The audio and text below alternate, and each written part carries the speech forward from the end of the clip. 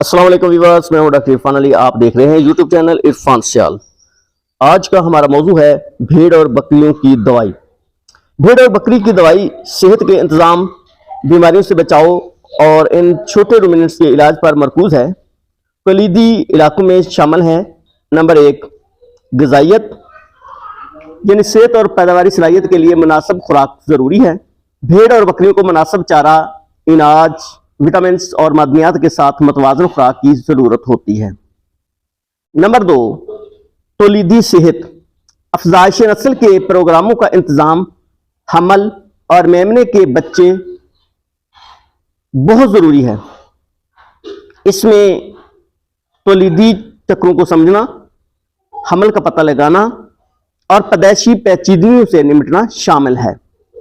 Number 3, बीमारियों की रोकथाम और इंतज़ाम, वैक्सीनेशन प्रोग्राम और सेहत की बाकायदा जांच आम बीमारियों को रोकने में मदद करती है।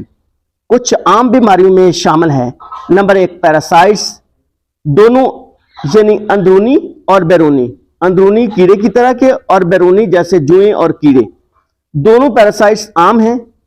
कीड़े मारने और चरागाहों का बाकायदा इंतजाम जरूरी है। पांव की सड़ यानी फुट रॉट, एक बैक्टीरियल इन्फेक्शन जो लंगड़ापन का बाइस बनता है। खुश्क रहने वाले हालात को बरकरार रखने और पांव की मुनासिब देखभाल से रोका जाता है। क्लस्ट्रीडियल बीमारियां, टेटनस और एंटेरोटॉक्सीमिया समेत वैक्सीनेशन के जरिए रोका जा सकता है।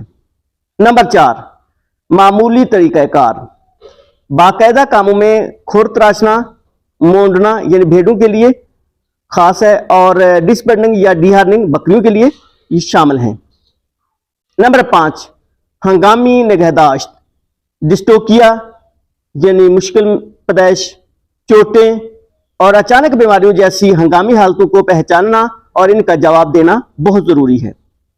नंबर 6, बायोसिक्योरिटी, मुतअद्दी बीमारियों के तारफ और फैलाव को रोकने के लिए मशकें जैसे नए जानवरों के लिए करंटीना और सफाई के इकदाम करना शामिल हैं।